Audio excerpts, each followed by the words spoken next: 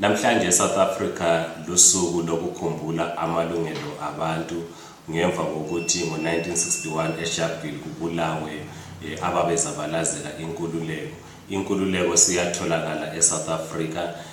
Umthetho wesisekelo kanti ke neFreedom Charter ithi South Africa likhaya lomuntu wonke ohlala lapha. Lokho kubalelwa lezizalwane zaseZimbabwe ezilapha ezihlukunyezwayo ezibhedlela ngoba zingelamaphepha. Silaye umama obesiyabelethe esibhedlela seThembisa wabhubhela khona esibhedlela bokumele ukuthi abelethe ama-twins.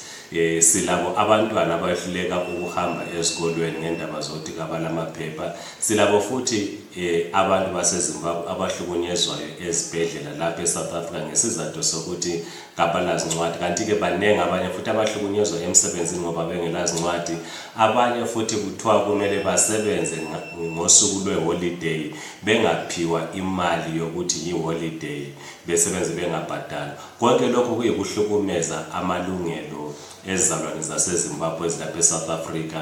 Yikho ke namhlanje ke sithokozela lolu suku lwamalungelo. Yikho lathi sikuphakamisa konke lokuthi uhulumeni weSouth Africa lathi sonke sibambisane ukuthi siqede lokho kwenzakalayo ukuncindezelwa izizalwane ezibuya kwamanye amazwe kakhulu izizalwane zaseZimbabwe.